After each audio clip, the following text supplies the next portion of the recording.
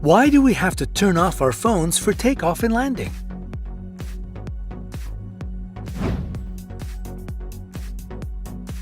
At this time, your portable electronic devices must be set to airplane mode or switched off.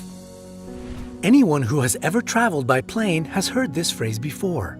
This seemingly simple command leaves us with the questions why and what will happen if I don't.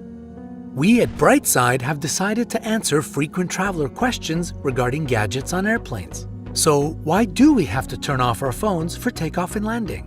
Get ready to find out the answer to this inquiry and many others. Then click the thumbs up, fasten your seatbelt, and let's go. You can even leave your electronic device on at this time. Number 6. What is flight mode for? Flight mode is more than a pretty airplane icon on your smartphone screen. In flight mode, your gadget disables all data services, Wi-Fi, GSM, Bluetooth, etc. Simply put, your phone or tablet stops functioning as a radio receiver. If your smartphone has not been switched to flight mode, then the signals emanating from it may interfere with the highly sensitive electronic equipment on the aircraft. Number 5. What if I just don't use my phone? When a smartphone is just locked and you're not using it, it is still searching for a network. And its frequency may overlap with the frequency of the aircraft systems. Even if you think a sleeping gadget doesn't pose a threat, switch it to flight mode anyway. If your device happens to lack this function, just turn it off.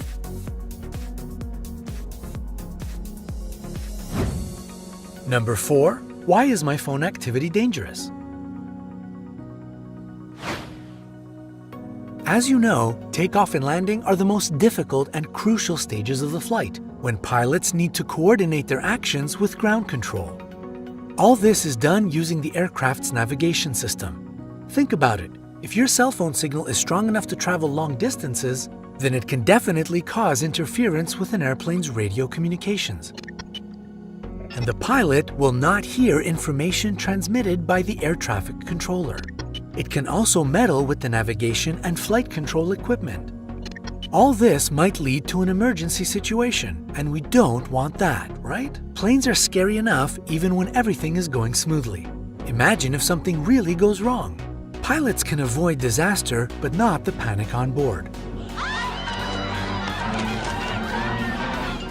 It's not just your phone sending out strong signals. Laptops, Kindles, iPods, and gaming consoles do it too.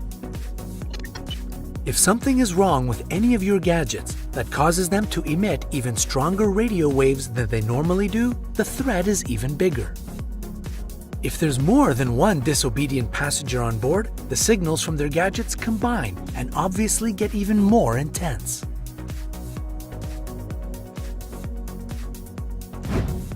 Number 3. What will really happen if I leave my phone on? It sounds pretty scary that a cell phone can interfere with an airplane's radio communication and cause a horrible tragedy. But how likely is it in reality?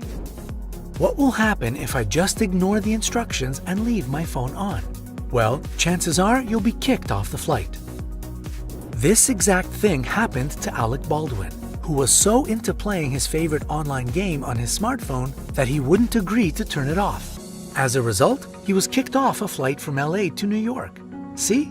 Even the celebs aren't immune to the rules. Maybe he found another way to travel 2,500 miles within 5 hours that didn't require temporarily putting down his beloved Words with Friends game? Probably not. Of course, not every rebellious passenger is caught red-handed and punished.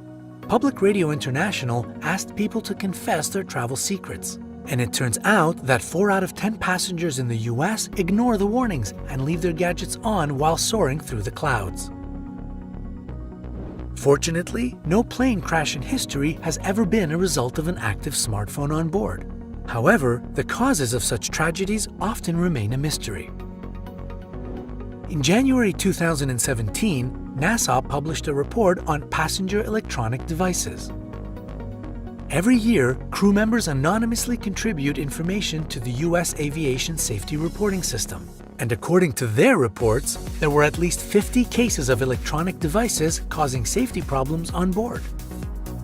One of these safety problems was an error in the navigation equipment that caused a 30-degree deviation in an airplane, which might not sound like a lot, but for an airplane, it's a serious problem. The problem was fixed when a passenger on board the plane finally turned off his portable DVD player. But when he switched the player back on, the same issue arose again. There are other similar situations described in the report, none of which sound like any fun at all.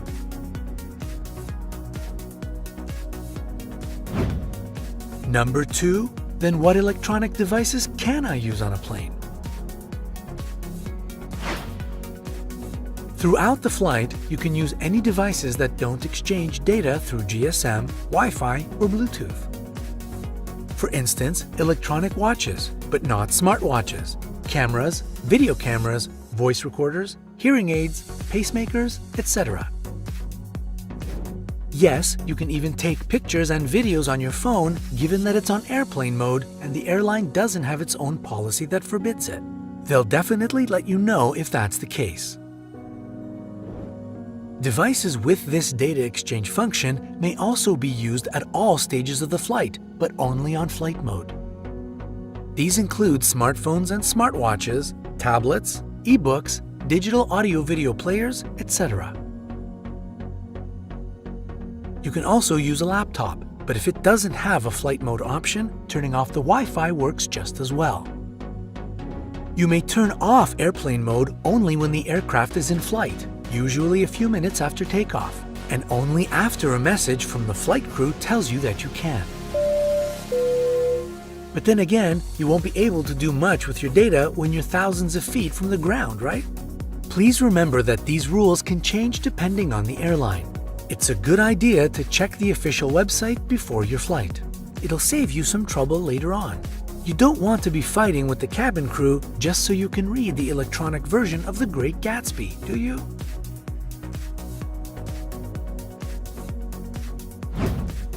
Number 1. How am I supposed to occupy myself during the flight? If you can't live without the internet, or at least you think you can't, there's a solution for you kindly provided by many airlines today. In-flight Wi-Fi doesn't use cell towers to bring the world to you. It's satellite-based and therefore safe for the airplane's external communications. It gives you access to your email, social media, and messengers. You can also surf the net to keep up to date on the latest news. You can't text since it's Wi-Fi only, but who really texts these days anyway? One thing you should remember though is that it's not free. Prices vary depending on the airline and the device, but $10 is normally enough to keep yourself on the grid during a flight if you prefer to pay for just one trip. You can also get a 24-hour or even an annual pass. Good news for us! Airlines are now competing to provide the fastest and best in-flight Wi-Fi. Australian airline Qantas, for example, offers its passengers a connection strong enough to stream Netflix on board. And, of course, free Wi-Fi will be waiting for you as you arrive safely to your destination. How to stay safe on one of those public networks is the topic of another one of our videos. Here's the link to it.